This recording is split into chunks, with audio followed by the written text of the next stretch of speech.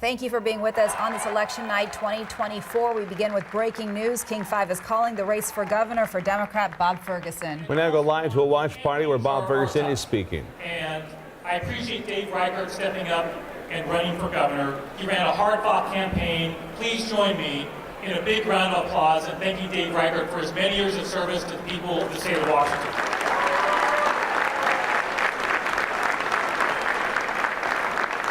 And speaking of thank yous, let's get up for Governor Jay Inslee and Trudy Inslee.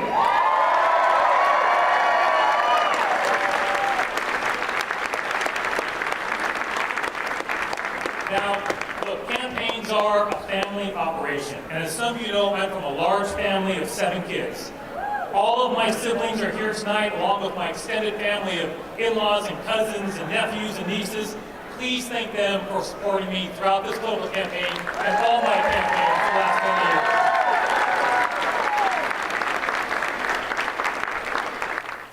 years. And speaking of family, I'm joined by my wife, Colleen,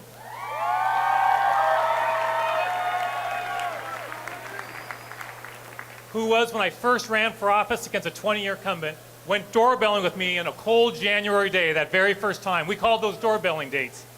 And she gave me, for my first campaign kickoff 20 years ago, the crowd was a little bit smaller than this, Colleen, I think. She gave me this red tie as a good luck tie. So please give for Colleen, a great educator, a great mom, a wonderful spouse.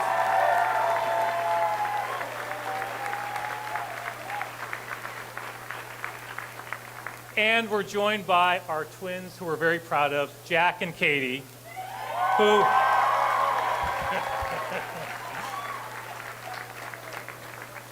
created a popular Instagram page for the campaign that many of you follow. We have a cat named Peter. The Instagram page is Peter for First Cat of Washington State. Peter now has more Instagram followers than I do. Find him on Instagram and follow. Peter for First Cat. Look, Jack and Katie starred in our first campaign ad. You saw them in that first ad. Katie appeared in that ad with her entire softball team. Her team's in the house. Seattle Spice, the coaches. And Jack appeared in that ad alongside me on a trail with our backpacks on. Jack and I are working on climbing the 100 highest peaks in Washington, and Jack, I'm looking forward to more peaks this summer, right? We'll knock them off. Now look, Jack knows that climbing a mountain, a challenging mountain, begins with a fundamental truth. You start with the first step. And tomorrow morning, we're gonna get up and start that first step of transitioning to a new administration to be your governor, to fight for you every step of the way. And here's what you can expect from me as your next governor. I will lead a government that protects our core freedoms, that makes the lives of Washingtonians a little bit better, that cuts down on bureaucracy, that gets in the way of serving the people, that makes our communities safer and healthier, that works for the people, not special interests, and that generates more opportunities for the next generation of Washingtonians. Now let me conclude my remarks with the story that I told when I first announced my campaign for governor. I was at a conference once, years ago, and it was a panel of former governors who were on this panel. And they'd long left politics. They were no longer running for office. And it was a fascinating panel, and somebody asked them a great question. Do you have any regrets from your time being governor of your state? And each one of them gave the same version of an answer, which was basically saying, I regret that I pulled my punches on big issues. I regret that I let political considerations dissuade me from moving forward in a way that someone had told me was the right thing to do. I want to be clear to each and every one of you and to the people of the great state of Washington, I will not have that regret as your governor.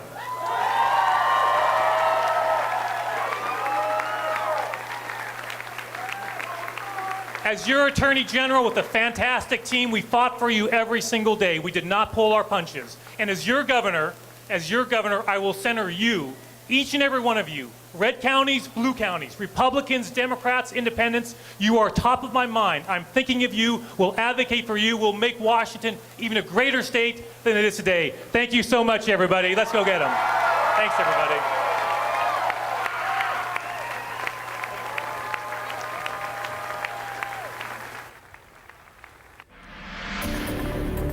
It has been 4 years in the making. And tonight, America raises its voice on whether Donald Trump will reclaim the White House or Kamala Harris will become the first woman president in our country's history. King 5 is calling Washington for Harris tonight. Here at home, as you just saw, King 5 is calling the race for governor with Democrat Bob Ferguson leading the polls at this hour. That race has been called, and he has given his victory speech, as we just heard there. He was running against former King County Sheriff Dave Reichert. The polls have closed in our state now. We are starting to get those first numbers in. We are joined by some of our political analysts tonight, so we have a lot to break down in this next hour. Thanks for being with us on election night. I'm Jessica Janner Castro. And I'm Steve Solis. King 5 is your top source for election coverage through the evening. We have team coverage in all the key races and initiatives on our state's ballot. Coming up in just a few minutes, we're going to hear from both Bob Ferguson and Dave Reichert's camps on how they're feeling about the numbers so far. Before we touch on the governor's race, let's take a quick look at the presidential election right now and take a look here. You can see that a lot of states have still not been called, and you can see that right now former President Donald Trump has 230 electoral votes right now, 189 for Harris. So we are keeping tabs as states continue to count their ballots tonight, and we will bring you the latest on the presidential race as we get them. Here are the latest numbers for the governor's race between Bob Ferguson and Dave Reichert. At this point, as we have spoken a short time ago, that Ferguson has been called the winner in this race with 56% of the vote, and for Reichert in the 43% range. We do want to get over to King 5's Natalie Swaby, who is at Ferguson's watch party. She's been there all evening. So, Natalie, what's the reaction been like now with this news that is now public? Well, there's so much excitement in this room right now. Speakers are still taking the stage and so many cheers. We did just hear from Bob Ferguson, and he did say that the way they were able to win was a massive grassroots coalition.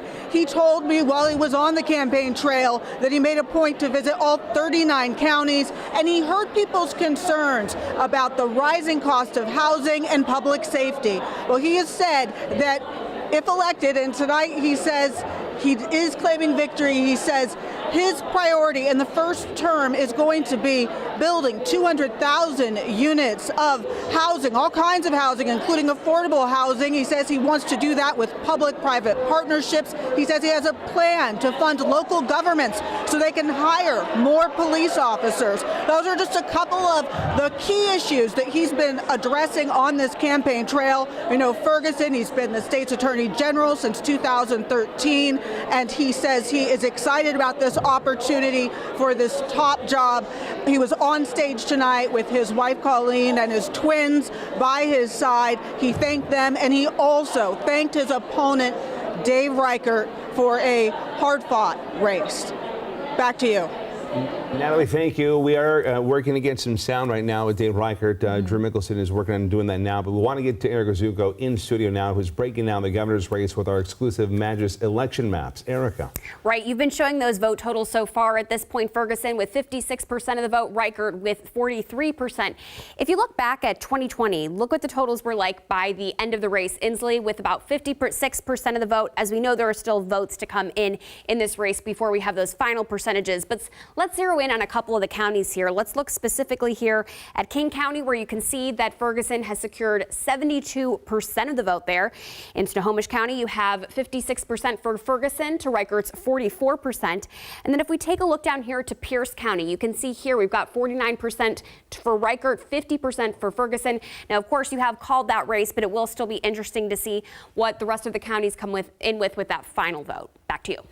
Thank you, Erica. We are getting word that we can check in now with Dave Reichert's camp in Bellevue right now. Our reporter Drew Mickelson with the Republican Party tonight. Drew.